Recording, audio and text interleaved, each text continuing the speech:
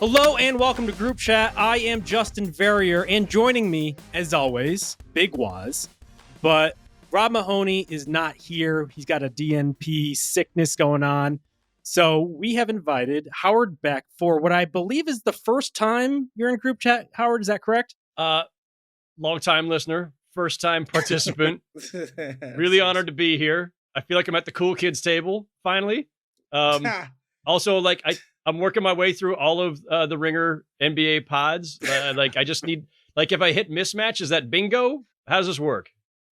Yeah, you're in an Andy Dufresne situation where you got a long ways to go to get to the end of the tunnel because there are a lot of NBA pods on the Ringer Podcast Network, but we're glad that you made it this far.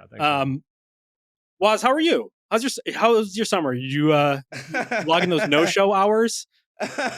Nah, man. Just a crazy summer culminating in last Friday. I got engaged. Let's go. Yeah, shouts to my fiance, which is something I got to get used to saying, Tammy. She's not listening, but I'm sure some people who are friends and connected with her are. And so, yeah, shouts to my fiance. Shouts to the staff. The staff at Delilah, Miami, man. They took care of me. They made this thing run like the smoothest operation you could possibly even conceive of. So shouts to my people over there at Delilah, Miami. Of all the shout outs we've got from you, I think this is the most important one. Yeah, I think so. Producer Zay pointed out that I've shouted out so many people for their weddings and birthdays and all of this stuff. I think it's important that I shout my fiance for saying yes to my proposal. As a long married person, yes, that was the correct decision. Yeah, thank you, Howard. Well, shout out to your soon-to-be wife, and shout out to you for making the plunge. Can't say right. I'm ready to do it myself, but good for you. You know this, but yeah, Yes. I've finally become a man. The boy is now a man, Justin. That's great. So we are assembled here to talk about a few things, including Josh Giddey's new extension. But unfortunately, that isn't the first item on the docket. We have to talk about, of course, Kawhi Leonard. We haven't weighed in on the brewing scandal happening in Clipperland. Howard, you were there at the Board of Governors meeting yesterday, at least for the presser. Yeah. Saw you, if not front and center, but certainly center, because they had that row of basically business types that were working as some sort of an offensive line in between the reporters and Adam Silver at the dais. We have since gotten a new report from Pablo Torre, which indicates a few things that we'll get into. But I guess first and foremost, what was the experience like being at the presser? Was there anything that you learned or perhaps that contradicted the things that we learned today? Yeah, no, nothing to contradict anything that none of us knew at the time was coming today on yet another edition of Pablo Torre Finds Out a Bunch of Shit That the Clippers Are Allegedly Doing That They Shouldn't Be. That would be a very long podcast name. I don't recommend it. I think if there was anything to me that was a little surprising yesterday, guys, it's just that Adam Silver was very much willing to talk about this in a much more expansive manner than I thought. Now, you can say at the end of the day, he didn't really, he didn't drop any clues about where this is heading. He didn't say much substantively, but I think what he said was significant. And I thought he was going to shut everything down. I thought every question might just be guys, there's an investigation underway and we can't talk about it. And we'll get back to you when the investigation's done. He didn't do that. He actually asked or answered a bunch of kind of process type questions and also some philosophical questions. And the one that I asked him, and I did not expect this answer, so I will lead with this. The question I asked was, what does circumstantial evidence mean as it pertains to the CBA? Because it says in there you can find cap circumvention by actual or circumstantial evidence. I said, what does that mean to you guys? But also, more importantly, is the burden of proof on the league to prove this or on the Clippers to disprove it? And Adam very assertively and definitively said the burden of proof is on us as the league, as the ones potentially charging them, which I think is important, right? If we're all trying to figure out what the baseline is as this moves forward, is it what Pablo Torre had already reported a week ago? Is it the additional information that I think is incredibly damning and more specifically damning as it pertains to the Clippers' involvement, which came today? What is the baseline? How much does Adam Silver feel is enough, right? Because we can look at it and see all the smoke and go like, oh my God, how could they not be guilty? That's fine for us as the court of public opinion. That's fine for us in punditry world here on a podcast. It's not fine if you're the commissioner of the NBA or maybe even the other 29 owners. You want to ensure the integrity of the system and of the league. At the same time, you want to make sure that if you're going to throw the book at somebody, if you're going to give them the Joe Smith type death penalty of multiple draft picks lost, contracts voided, owner and executives suspended, you got to be damn well sure of what you have found. And it certainly seemed to me that Adam Silver, and this is consistent with, I think, what we've seen from him ever since he became commissioner, he's going to err on the side of, if not caution, just being methodical and making sure that, all the whatever, I's are dotted, T's are crossed kind of thing. He's going to do this right. He's not going to leap to conclusions. He's going to want to have as airtight a case as he can to take any drastic steps. To that extent, I think Pablo Torre's latest pod this morning pushed that further along quite a bit. But there's a lot to go. Yes. So that brings us to today. Pablo put out a new episode kind of following up on some of the reporting that he already did in the Mark Cuban conversation that he had as this kind of supplementary episode after the initial report. Well, one of the reasons that the Board of Governors is interesting is because according to Pablo, they didn't really talk about it in the meeting itself. The scandal, the Ballmer part of it, Kawhi didn't come up within the meeting. Pablo suggested that there were other side conversations to be had, but nothing on paper, almost mafioso style, don't talk about it on the phone, occurred within the meeting itself. And then Pablo dropped another kind of bombshell here where Dennis J. Wong, the only minority partner for the Clippers. So Steve Ballmer owns 99% of the Clippers. This other businessman who happens to be Steve Ballmer's roommate from Harvard owns 1%. That is the entire ownership group. He put in $2 million into Aspiration as they were basically folding, I believe December 22nd or sometime as the company was teetering into the sea. He put in $2 million, which then led to a payment for Kawhi for $1.75 million. The implication being that perhaps Wong put in the money, funneled it to Kawhi, so he got his payment. And so that's where we are today. I think everyone else is probably caught up on all the other details about Kawhi's $48 million, which ended up being $28 million, which 20 in stocks, all this other stuff. I'm sure if you listen to this, you're probably caught up on the basic details. But Waz, I'm curious, as someone watching this from afar, how are you processing this? What do you think about all this? First and foremost, I want to say that Pablo Torre is like a person. He's he's a personal friend of mine, like a close friend of mine. And because I'm so close to him, I know that he is just reveling and wallowing in all the attention that is being showered upon him and is making me sick. So that's the first thing I want to get out the way. Like, Pablo is absolutely loving all of this. And he's earned it. And he's definitely earned it. 100%. And that being said, before I get into what I'm going to get into, one, I absolutely can be convinced that Steve Ballmer is somebody who's capable of circumventing the rules to pay Kawhi Leonard more to come play for the Clippers. Two, I'm willing to believe that there's something shady here.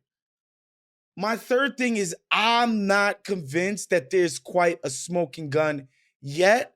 And there's a couple of reasons. And just from what I've been able to glean by talking to a couple of people, one, Steve Ballmer's kid is in this environmentalist sort of green energy business community, or is aspiring to be in that community. So I think people underestimate the degree to which rich guys will spend money to get their fail sons involved in legitimate business. Like, $50 million just is nothing to Steve Ballmer. To get it like, oh, shoot, this is something my son is interested in getting involved in. I want to make sure my son can be involved with this company, yada, yada, yada. Keep it moving. Another thing nobody's talked about is that Dr. Wong's kid also worked for this freaking company and is also invested in this sort of green energy environmentalist movement. That's the thing. I'm not saying this sort of exonerates these guys. I don't know. I'm just saying, the idea that the only reason these guys would have wanted to give these people money is to pay Kawhi Leonard, I personally have not been convinced of.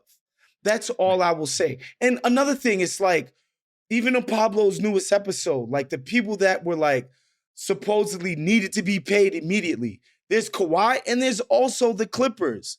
So if they're paying the Clippers back as people that need to be immediately paid back, then that kind of dispels the notion that the payment is 1v1. We don't know if the Clippers got money back in all of this. We don't know if the Clippers were paid back. Why would they be part of the people that this company needs to pay back? I'm just saying, like, I'm not saying Steve Ballmer didn't do it. I'm just saying I personally haven't been convinced that this is like, oh, we got these guys. In Judge Waz's opinion, you cannot convict. In my opinion, that's it. People can disagree with me. Mind you, I don't care about the Clippers. I have no investment in any of this. I'm just like, I don't know. I think that the timing, though, like if we're saying this isn't the Joe Smith situation where there's actually on paper an agreement that suggests this nefarious that plot. we know of so far.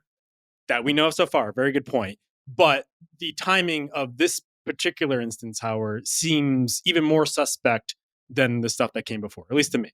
The timing is damning. On his podcast, Pablo called this revelation, and on today's episode, quote, the single most indicting piece of documentary evidence we have provided. That's pretty good, Pablo. which is a lot. It's a mouthful, but I think it's accurate. I think it's true, given what we've seen so far. The initial disclosures of this entire scheme, let's call it, seemed pretty damning, because it's like, wow, why would the Clippers do this? And then it's a no-show contract and Kawhi doesn't have to do anything for it. And it's way out of scale, way out of proportion to other endorsement deals that any other player had. Like, none of this makes any sense. So just the outline of it all, I think, was, suggestive of something illegal in terms of cap circumvention from the beginning. But today's details, today's disclosures, the fact that, so here's what I was looking for, guys. Let me back up. I, as somebody who, I think you guys know me a little bit now after a couple of years of working together, I am pretty much about the nuance, right? I am not a rush to judgment guy. I don't get real hot takey about this stuff. I'm not going to be the first one saying, oh my God, throw the book at them. Obviously they're guilty. I tend to take take a step back. And Woz, I agree with a lot of what you said in terms of like, there are some plausible other explanations here, but I think everything, Woz, that you laid out, it's plausible that those things are true, and a scheme to absolutely divert money to Kawhi outside of the bounds of the CBA is also potentially true simultaneously. Like, these are not mutually exclusive.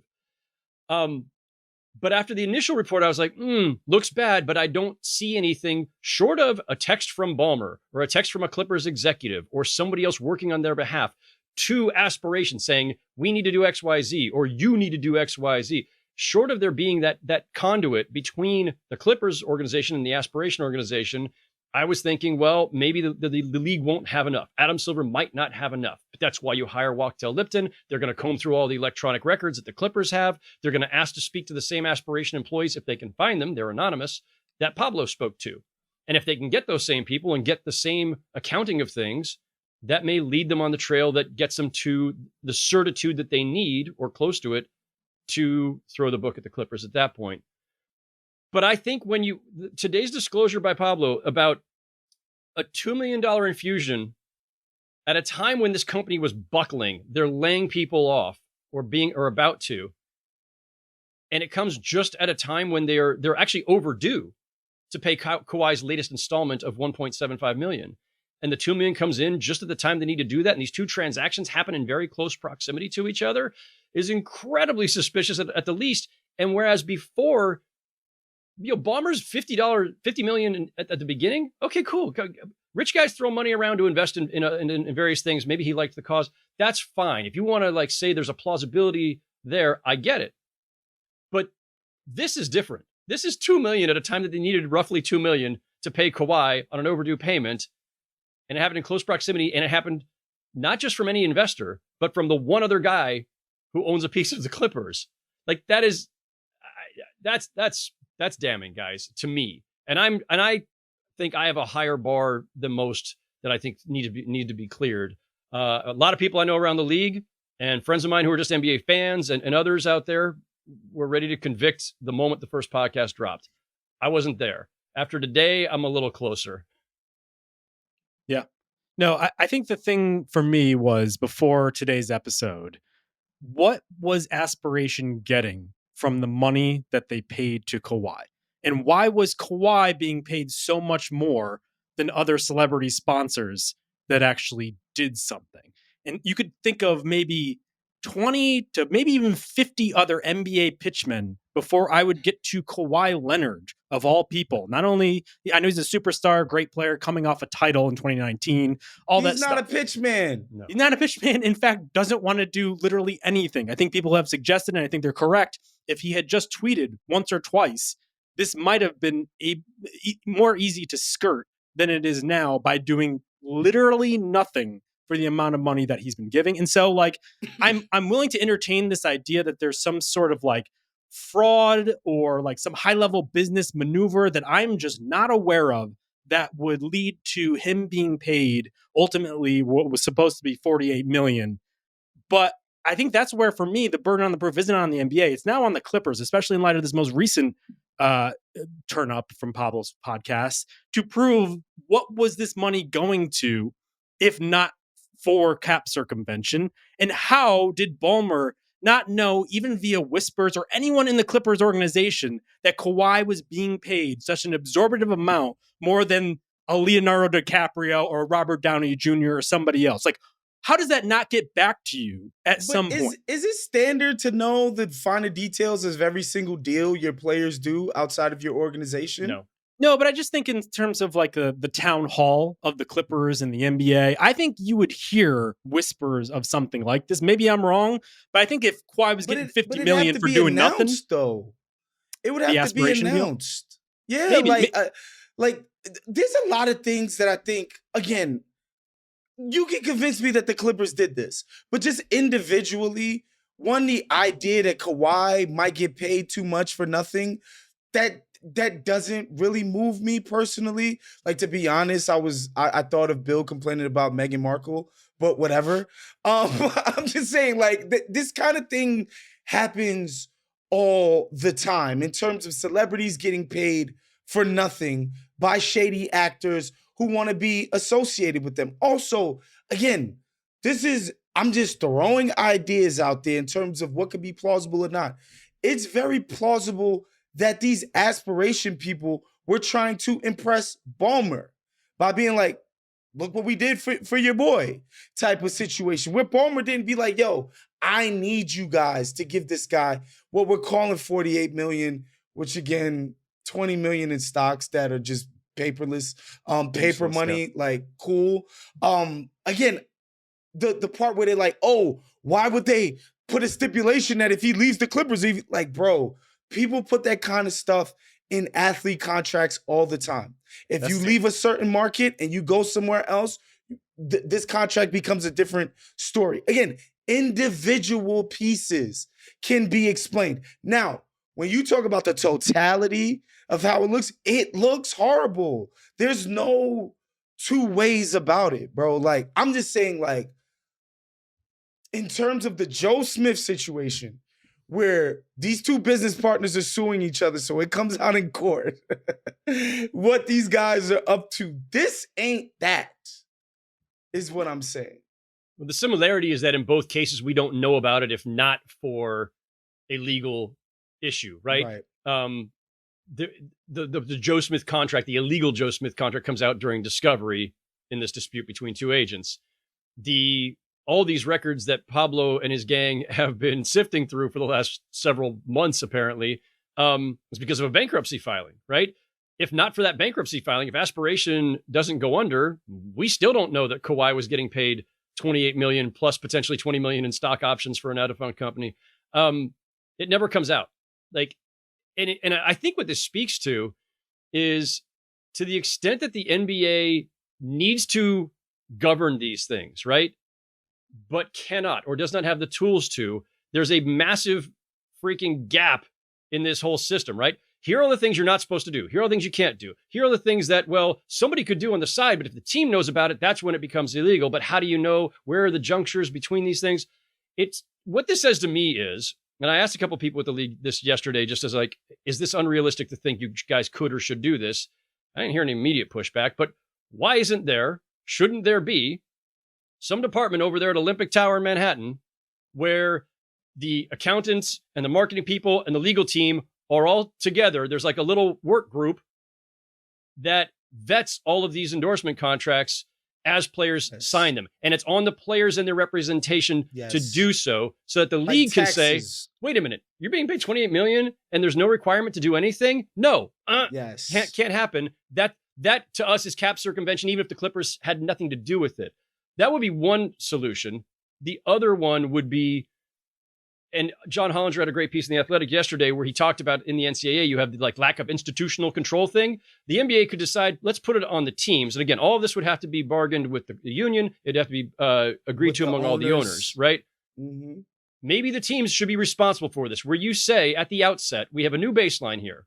You are responsible for, as long as this player is with your team, to know what their outside endorsement deals, especially if they are with sponsors that also sponsor the team, because that's what opens a lot of the door to cap circumvention. So then the teams would have the little work group of the accountants and the marketing people and the lawyers to vet, and they would require it of every player. Every player's agents got to submit this stuff so that the team could ensure, for its own sake and for the integrity of the system, that there's nothing going on here that would violate cap rules.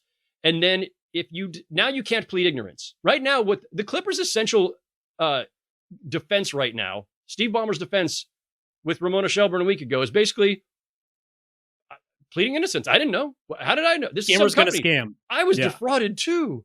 I mean, listen, like you can plead ignorance if there's nothing statutorily that requires you to know this. But if you put it on the teams and you create a new policy, now it is on them. Now you can't plead ignorance. You say, sorry, you didn't know? Tough. He was your player. When this happened, it's on you. We're throwing the book at you.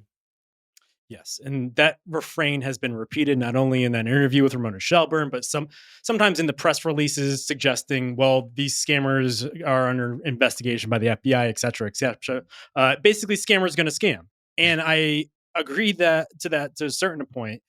But to pretend like you were just completely innocent of this or just ignorant of everything happening is a little bit of a stretch for me, especially because the Clippers themselves were fined as a result of modest cap circumvention for DeAndre Jordan, correct, in 2015 when they signed him to keep him away from the Mavericks. So they should be aware of this more than anybody. And so, I don't know, there's just so many things that strain credulity in order to suggest that the Clippers weren't aware of this. And I think the biggest thing is the fact that Uncle Dennis is very much in the midst of all of this. The other uncle in this whole, the second uncle. Back to the boogeyman, Uncle Dennis.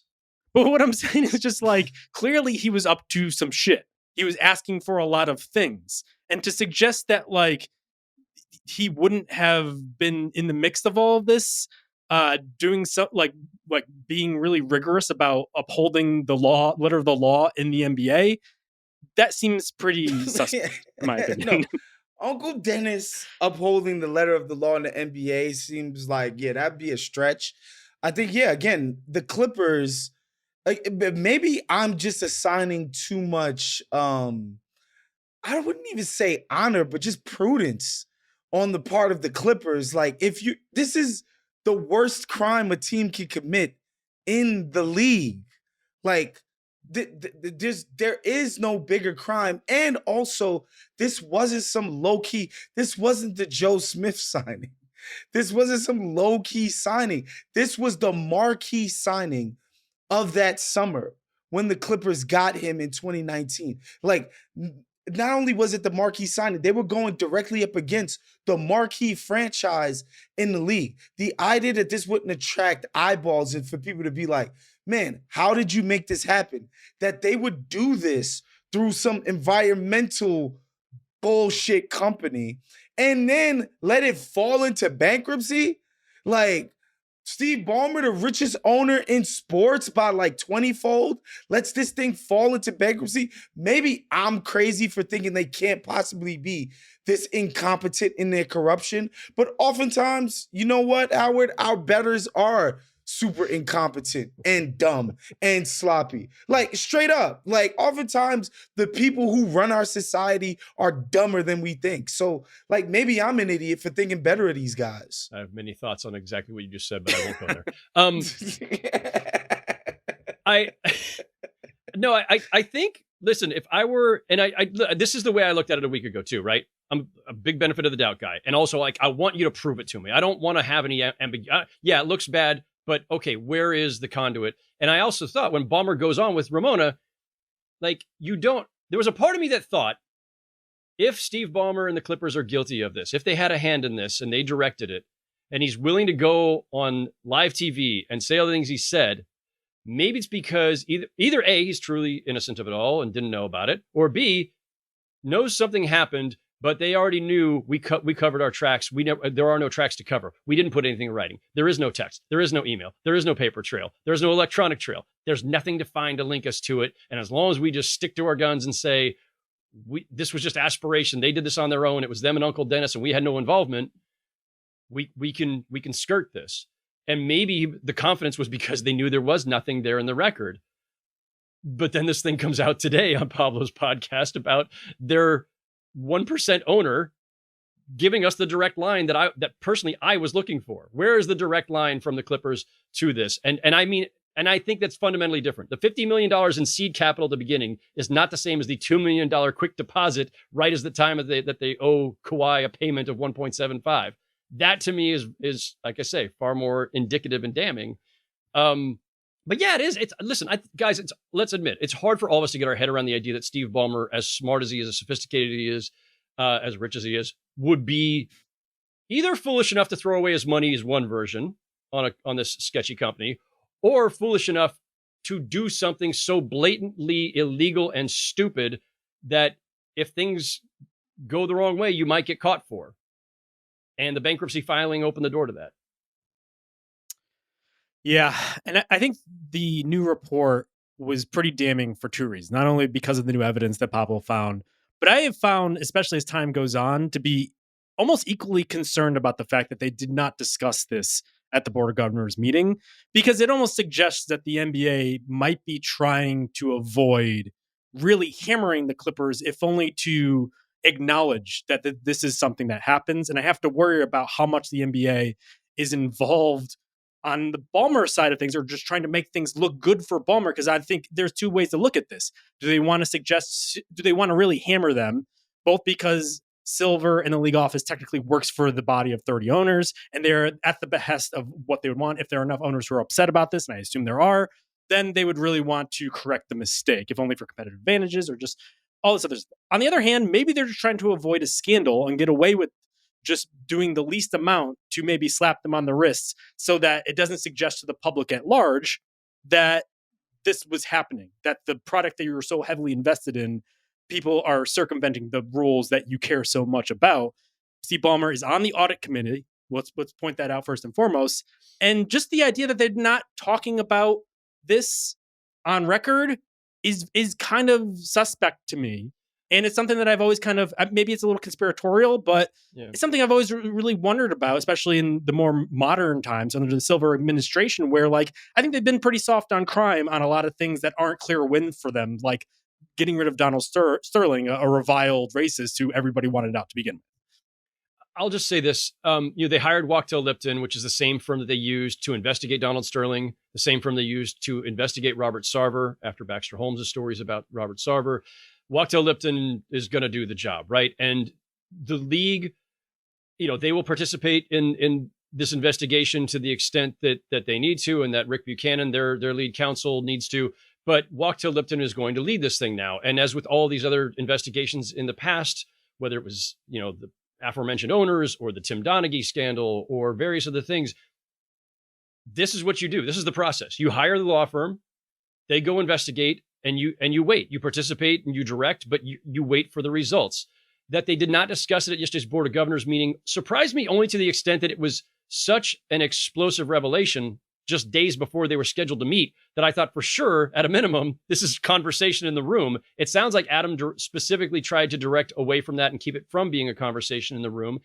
I'm sure it would have been really awkward. Steve Ballmer was there yesterday. So that's an awkward conversation to have, but also, again, process and following due process, a phrase that Adam used yesterday. This is not a legal setting, but he believes in due process. He's a lawyer.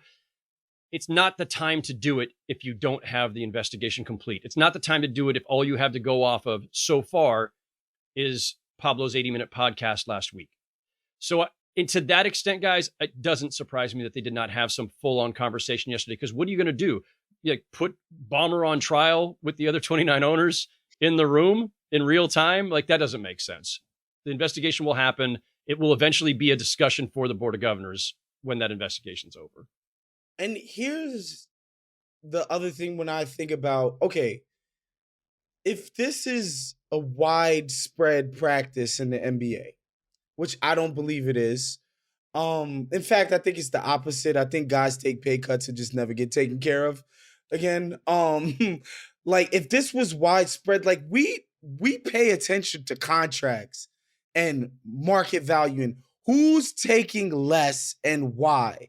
Like, it's just not happening, dude. Like, most of the times, 98% of the times when guys come up for deals, they're getting pretty much as we thought they were going to get. So this isn't a widespread thing. No, it isn't. So it's not a widespread thing. So if we can establish that it's not, and the owners know to their bones that Ballmer just cheated all of them, like he just straight up cheated them, why would they not be killing him for this collectively?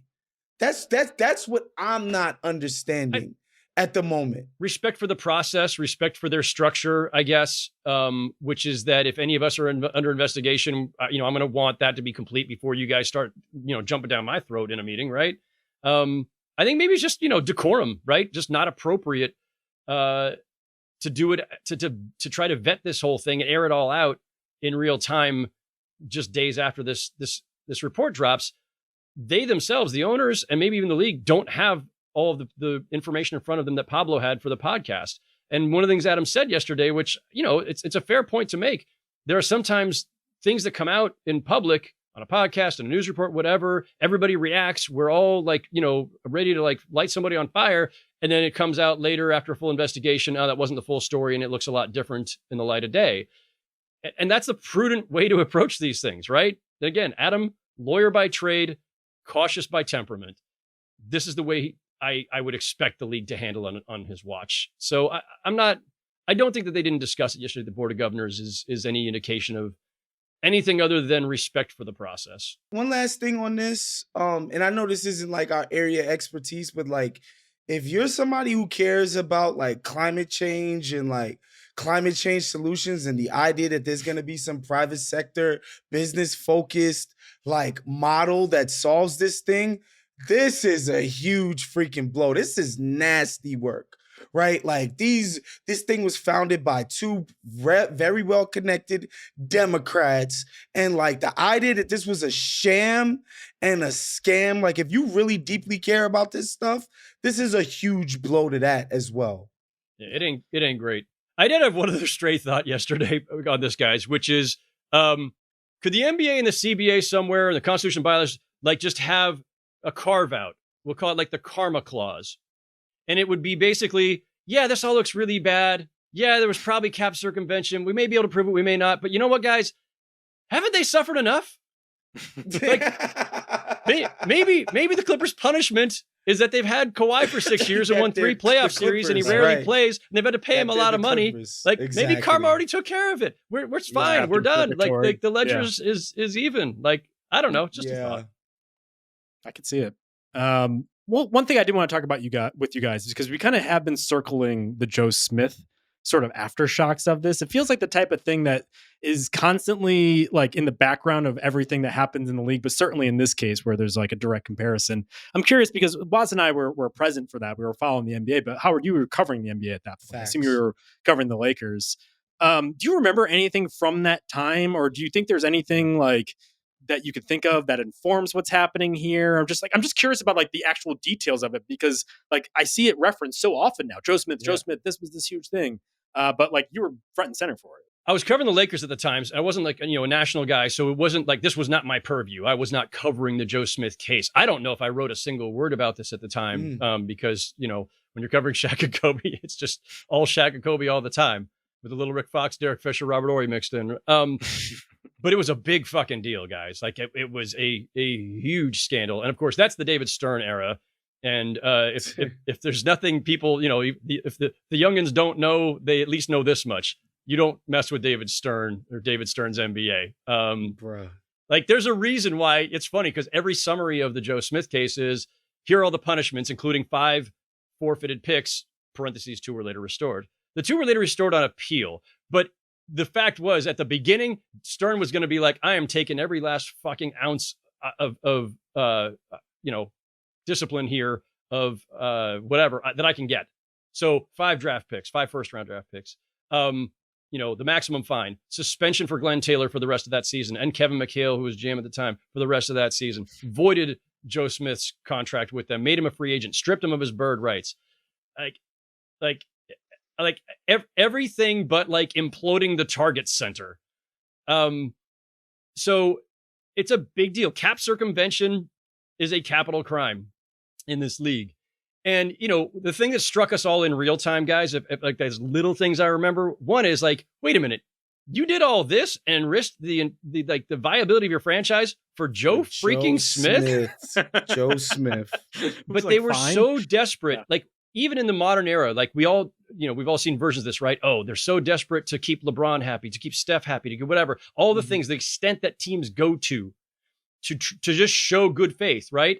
I mean, I don't want to, this is not a comparison. Miles Turner's a much better player, but the Bucks put themselves in debt cap wise for years with the wave and stretch of Dame so that they could sign Miles Turner.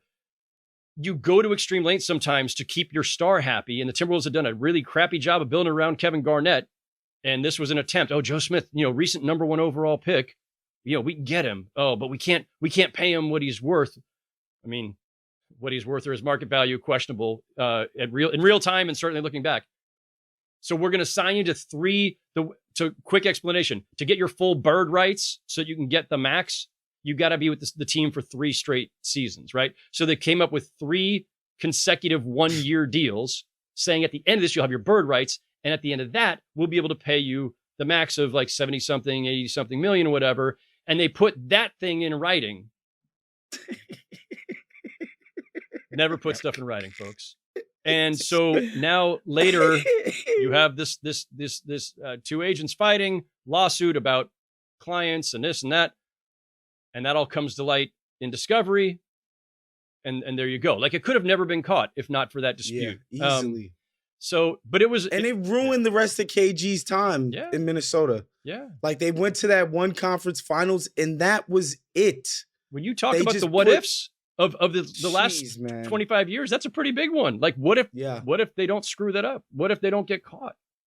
What if they don't lose all those picks? Will be more about whether or not James Harden got to the second round and was able to flub yet again. So perhaps not as many victims on the player side, but I'll say this, if the penalty is as harsh as the Joe Smith one and Kawhi is just let loose and is able to sign with whatever team he is allowed to, like that would be the biggest ripple effect of all, because he could just walk across the street and go to the Lakers and all of a sudden this looks completely different. I would just advise whatever team he lands with next, don't let Uncle Dennis anywhere near you, your sponsors, the bodega. He's going to try to get something. Like Uncle Dennis is just looking for something at all times. So Bruce Arthur had a great piece about what Uncle Dennis trying to get all the same stuff in Toronto. That came out a couple days ago.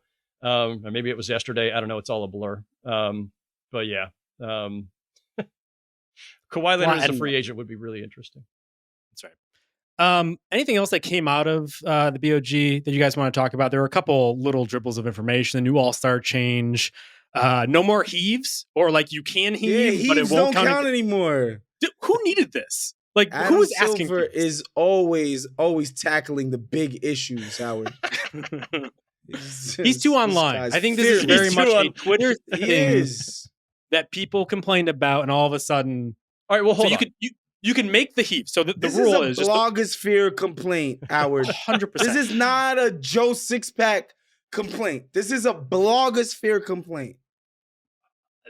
All right, but I mean, yes, you're talking about the most plugged in. Like this is a hashtag NBA Twitter, hashtag Hoop Idea. Shout out to Henry Abbott type thing.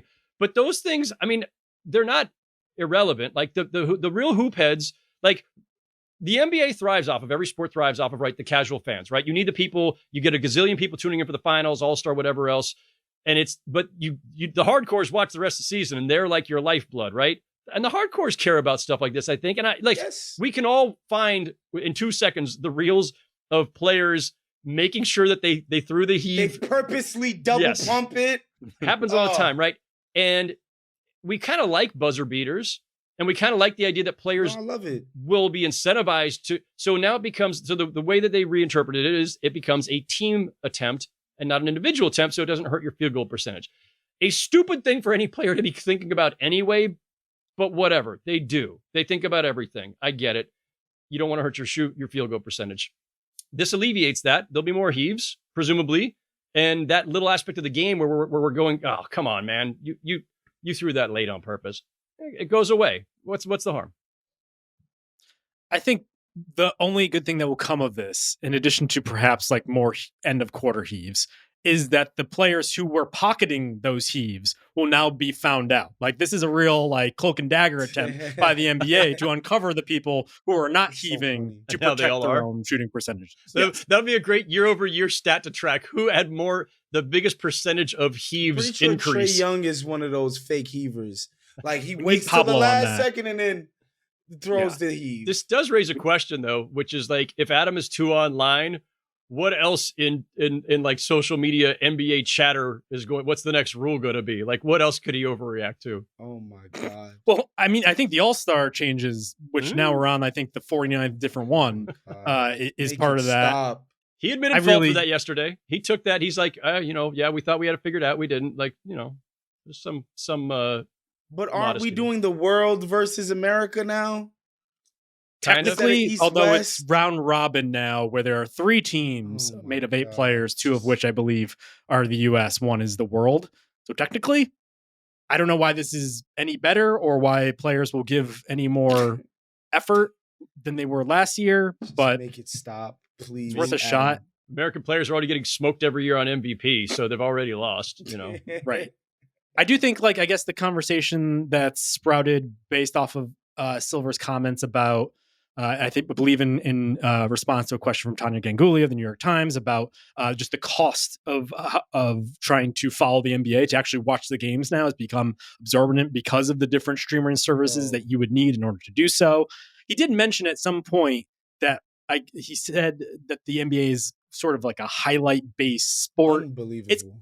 It definitely wasn't a good look for him, although I think it has taken on a life of its own where he was suggesting like you could only watch it in highlights. If you watched the actual comment, and Howard, you were there, you could tell us like he was just saying like, oh, if you can't get to this streamer or that streamer, like you could still like follow along on highlights. We're made for highlights because we have exciting plays, and so like as you would for SportsCenter, watch the highlights. Like we're good for that as well. He wasn't saying like just watch highlights, right? No. I think the way he phrased it was unfortunate, but I think what he was trying to acknowledge, which the league does acknowledge, is especially among the younger audience, there are a lot of people who follow the NBA primarily through clips, through social media, through TikTok, through Instagram, and that is part of the audience too.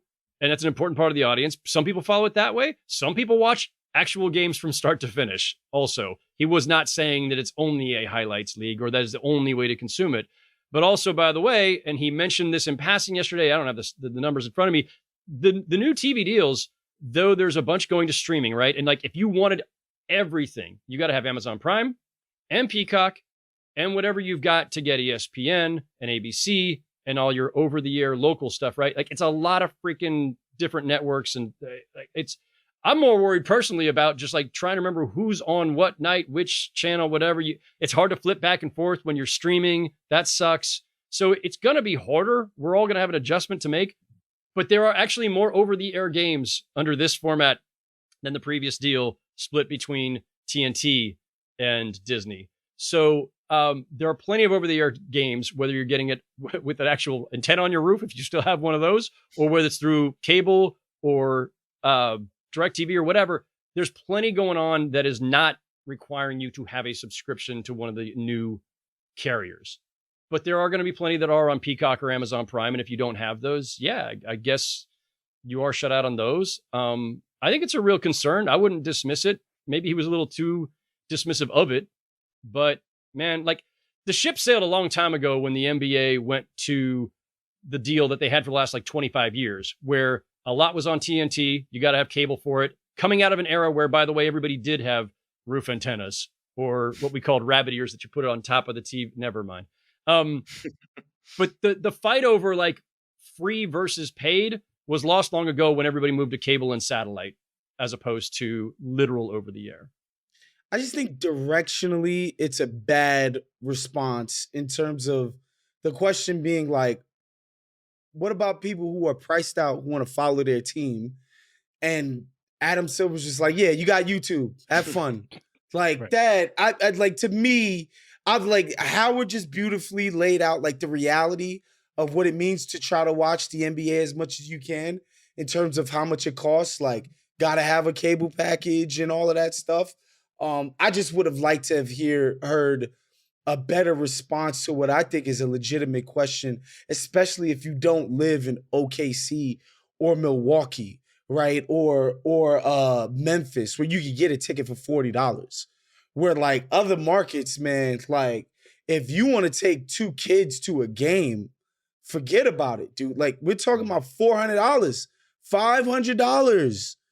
You know, when you incorporate parking and concessions and the price, like it's kind of crazy, but you know, God forbid we worry about people who don't got as much money as everybody else. Yeah, no, real quick, my friend June Lee, who I worked with at Bleach Report back in the day, he's got his own Substack and YouTube channel, and he did a whole thing on this a couple months ago, along with actually an opinion piece that ran in the Sunday New York Times about not just the NBA, all sports, across sports. If you are a super fan, if you want to like go to games, watch games in person and on TV, and if you want to buy the jersey, you got to pay for parking. And this, like the totality of all that now versus whatever 10, 20, 30 years ago, it's the inflation of it all is insane. To be a hardcore sports fan now requires immense resources, and let's be clear, like that fucking sucks. That sucks for everybody but the 1%ers. And it is why, to your point, Woz, and I agree, Adam, I think could have done a much better job of answering that question with a little more sensitivity toward people who, you know, are, you know, they love the sport. They want to watch as much as they can. They do want to watch more than just the highlights, and it's getting harder. There's no question about that. I think it's a worse problem in the NBA as well, because in the NFL in particular and in baseball, a lot of fans are fans of their direct team. In the NBA, it breeds more of league-wide fans. I think all of us are watching the entire league. If you even have one team that you follow, you're generally watching what's going on with the other teams and all this other stuff. So it becomes harder to really invest in being a hardcore fan because you don't have as much of an access to the way that you want to watch it. In the NFL, for instance, if you just get the big old expensive package, it's really expensive. But I get to watch Russell Wilson throw 5 lame duck completions every week now. Whereas if I was a fan of the New York Knickerbockers, I think it would be tough to get around a little bit more. It's especially tough these days if you're a fan of the Chicago Bulls, because who knows what the hell that they're doing. But I will say, I think they got this most recent transaction right. I'm talking, of course, about the Josh Giddey extension, 4 years, $100 million, keeps him out of taking the qualifying offer for next season, like some others have threatened to do. Cam Thomas of the Brooklyn Nets actually went ahead and did it. We'll talk about some of the other ones, but I want to talk about the Giddey extension first and foremost. I thought $25 million a year for a soon-to-be 23-year-old who showed promise last year wasn't that bad. Do you guys agree? Like, I thought this was a perfectly fine contract. 100%. I don't see how, especially if the Bulls' plans is that Josh Giddey's going to be a 28 to 32 minute a game player, basically a starter or your most prominent bench player, whatever you want to call it, pseudo starter sometimes. $25 million is kind of like about where you want to place him, especially as a guy who has the ball in his hand all the time. I think this is a fair deal. Like the jumper is improving, if not where it needs to be, Justin. But like I don't know how this is somehow some travesty of a contract when you consider how much the Bulls are going to rely on this guy.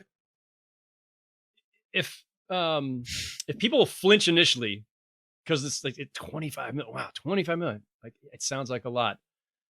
Perspective is important here in an era where the salary cap just keeps like growing and growing and growing. So Bobby Marks posted it yesterday, and I think this is like the key point that everybody needs to try to internalize.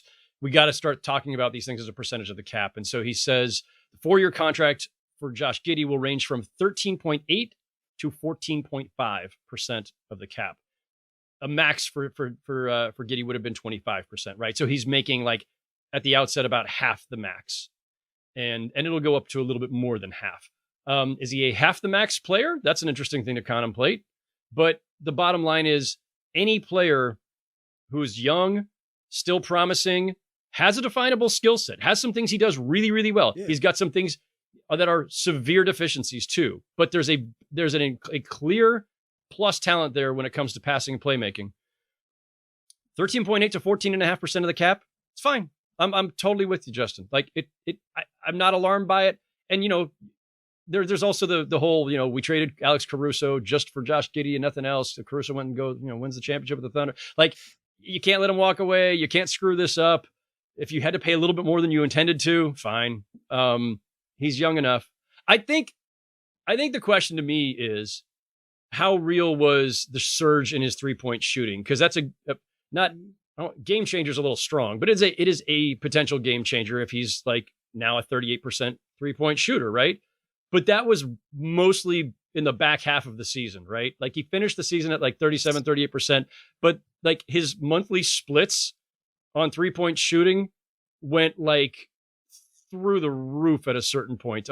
It was like 29% in November, 22% in December, 36% in January, and then 53% in February, 35, almost 36% in March, and 40% in April. So it was really like in the back half of the season, meaningless games. We see this happen sometimes where guys inflate their stats on a going nowhere team in meaningless games. And the analytics guys will tell you too, with 3-point shooting in particular, if a guy's been a shitty 3-point shooter his whole life and suddenly has what looks like a quote unquote breakthrough year, wait one more season because it takes a while. You can have an outlier full season when it comes to 3-point shooting. And so I don't think we can just say he's turned the corner. It's changed. There's still kind of let's wait and see. Yeah.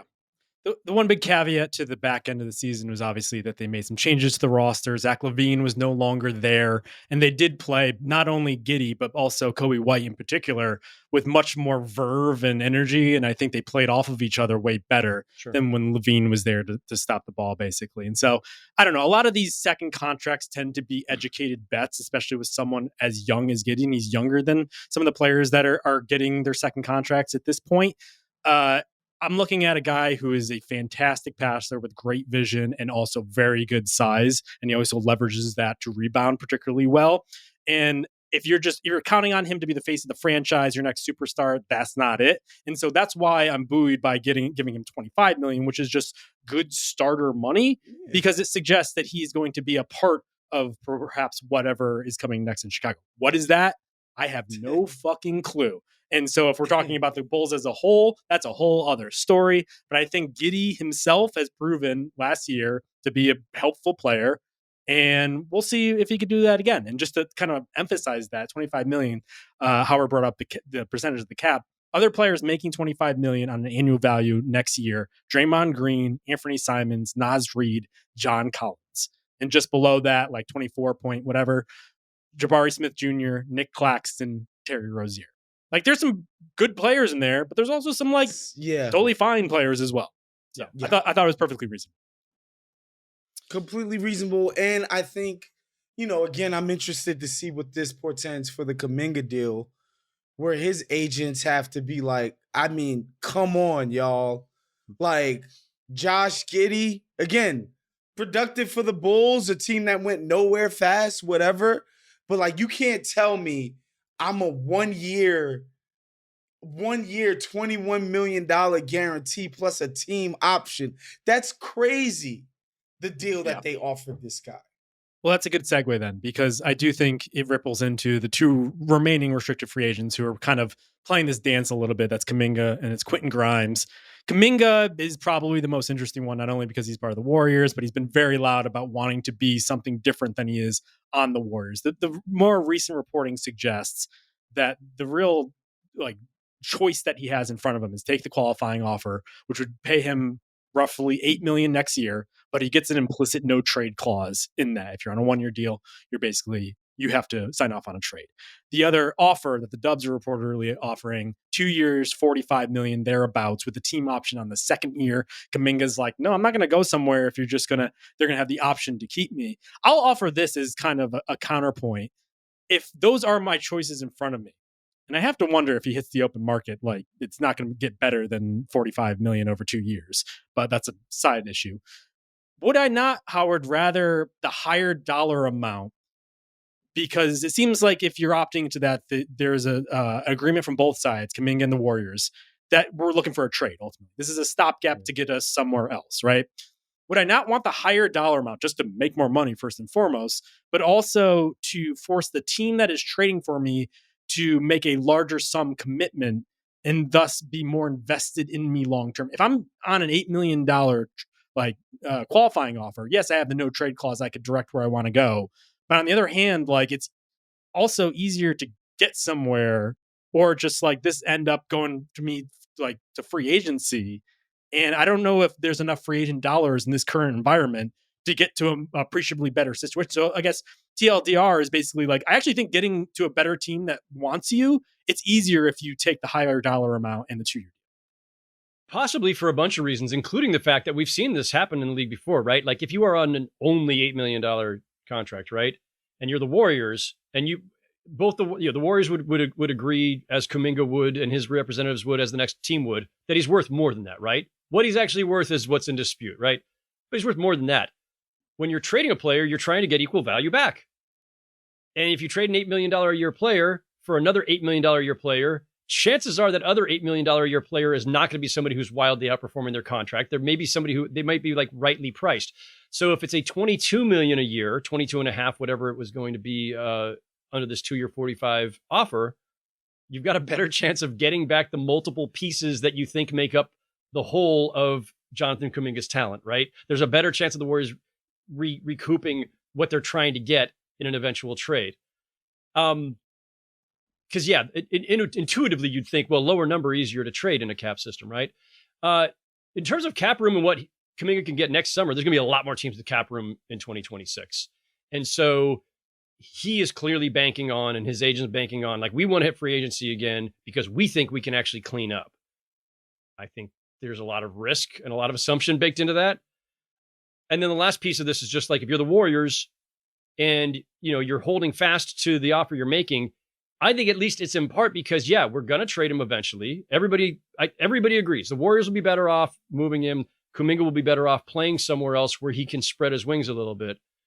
But to do that, you have to price him at a point that other teams want to acquire him. If you give him 30, 35, 40 million or whatever a year, guess what? Things are going to tip real hard the other way, where all of a sudden the trade market for him sucks. So it's I hate to say it this way because it sounds obnoxious, but I think it's almost in Kuminga's best interest to compromise, because the number below what he wants, but higher than what he would make as on a qualifying offer, is probably the number that's most movable and gets the Warriors where they need to go, and that's comfortable for the team acquiring him. I just think the 2-year team option is just the Warriors trying to have their cake and eat it too. Yeah. And if you're Kuminga, these people are basically treating you like you're worthless, and you have to take your qualifying offer and tell them to stick it. If they don't change that offer, to me, I think he has to take his qualifying offer and be like, I'm gonna walk for free. No, there's no chance I'm signing back with you idiots next summer, and you guys are gonna lose me for nothing. I think the Warriors just need to come up off of this idea that they have the team control and can trade him, and he can't hit free agency for unrestricted for another 2 years. I get it, there's more money guaranteed, but if you can see the light of unrestricted free agency and you put your agents to the work and to the test, and you put yourself to the test as a competitor, going out and betting on yourself and proving yourself, I don't see how you sign that 2-year deal. That's insane to me. To me, like, you have to sign your qualifying offer and make Golden State eat it. That's clearly what Cam Thomas and his representation concluded with the Nets, right? Sure. But Cam Thomas, I think, will have more opportunities, if only because there are plenty of opportunities for anybody in Brooklyn the Nets will to prove your worth. Whereas if you're Kuminga and you're basically bound to the Warriors because you don't want to get traded to perhaps a team that you don't want to because you dictate the process, like, how are you going to show that you play beyond that qualifying offer? Are you going to be stuck in that middle ground? We've seen with a lot of veterans who take the veterans minimum, it's hard to get out of that to prove that you are worth another bigger deal down the road. And to that point, I was like trying to do back of the envelope math of like players that took the qualifying offer and then got a huge payday in their next deal. This isn't a full accounting of it, but there are instances. They tend to be long ago. Ben Gordon was one of them. He scored a $58 million deal from the Pistons after taking qualifying offer with the Bulls. Greg Monroe signed a max after doing it with the Pistons. Pistons not surprisingly involved in a lot of this. But like in recent years, I really couldn't come up with anyone except for Miles Bridges. And obviously that was mitigated by his legal concerns. And so that's a completely different situation. There's a lot of Nick Young's, Ray Felton's, Nerlens Noel is a pretty prominent example. He ended up suing Clutch over that decision. And so it really takes a perfect storm in order to take the qualifying offer and then bank loads of money in your next deal when you hit unrestricted free agency. There's a common thread running through most of those names. Most of them weren't worth the trouble or the money. That's true as well. I will say Ben Gordon had some moments on the Bulls, but yes, overall, those guys Bulls, did not. Yes, but not once the Pistons gave him that big deal. Not the Pistons. Doesn't help that the sample includes the Pistons a lot. I think that it's just the cautionary tale can go in both directions here, and I think you knew Justin was going to cape for the UConn guy. Come on, that's true. Ben Gordon had some real moments, so he was fun on the Bulls. No, I do think that like if you're the Warriors. Just like if you're the Sixers, and especially like right now, right? Like all we can talk about is the second apron and how tight the system is. And like, you can't afford to make mistakes. You can't have a contract that's going to wreck you or that's going to put you into the second apron and all this. I get where the Warriors are coming from. Are they holding the line too hard here? Is it disrespectful? Yeah. But like, that's a negotiation. Someone will blink between now and October 1st or sooner. And it's tough. Like there's no positives here. It sucks all the way around. And especially for the player, restricted free agency is a disaster for the players, especially now. It's always been tough. It has been reformed over the years. Once upon a time, you got to an offer sheet on a restricted free agent, and I think it was like a full 14 days for the original team to match. Then they ratcheted it down to 7, then ratcheted it down to 3. So it used to be super onerous potentially. And, you know, now there's more of an opportunity to get that offer sheet from another team. But as we saw this summer, in a tight cap summer, it doesn't get you anywhere. It doesn't help you at all. And you just spend the whole summer, you know, worrying about your future, not knowing where you're going to be. And that sucks. Yes. The players that were squeezed the most this offseason were score first guards and restricted free agents. And unfortunately, Cam Thomas is both of those. And so double time there. The only other guy out there in a similar situation is Quentin Grimes. A little bit more of a clear-cut situation, at least to me, because he hasn't made a lot of money up until this point. He was a lower first-round draft pick and thus isn't making as much as Kuminga. So Kuminga's qualifying offer is $8 million. Grimes has made up until this point $11.1 million. There's buzz out there that the Sixers are trying to get rid of people, Drummond, Oubre, in order to give him more money. But I don't know, Howard, this seems like a tougher situation for Grimes, who hasn't made real NBA money, to be like, I'll bet on myself because I don't have much in the coffers right now. Also, he just finally found a place that seems to really value him and where he was doing some really good work down the stretch. Again, down the stretch of a lost season, and I will always put some qualifiers on that, but still, dude was balling. Like he was phenomenal. He was the only one worth watching for the last month or so for them.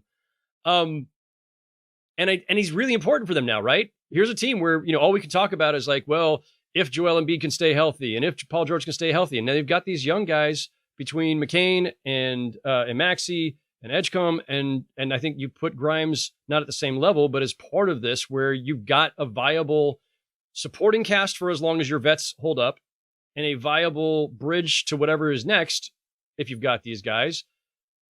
I don't like Woz, your Knicks probably should have never traded Grimes for one, but there's that. I'll just throw that in there. Grimes, I didn't think Dallas should have moved him. No, they absolutely should not have. And I was surprised when Detroit did it to get Tim Hardaway Jr. Like, I've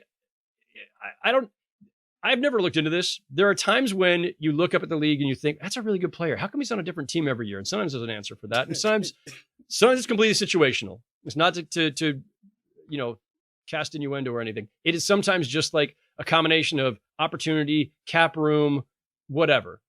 But I think Grimes is a really good player. Like, good, like 3-and-D wing who in the right situation could really thrive. And he seemed like he found the right situation. So yes, by all means, he should be rewarded for that. And the Sixers should want to reward him for that and keep him.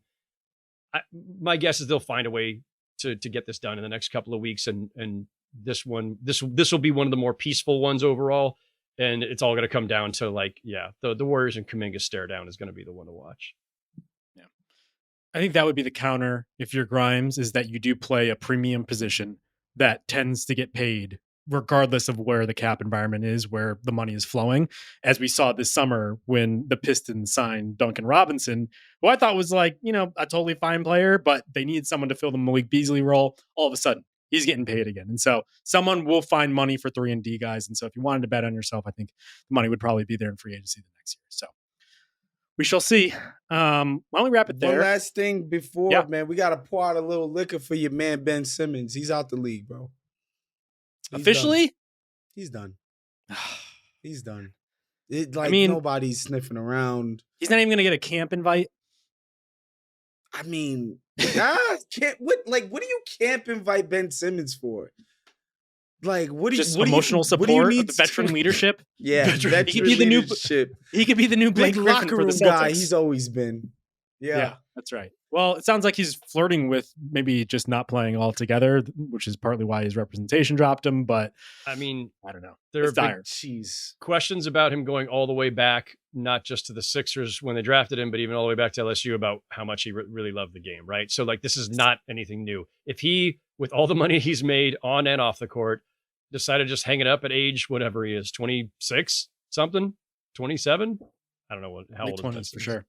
I think he's 28. If he decided to walk away, I don't think anybody would be 29. shocked. 29. God, that happened fast. Yes.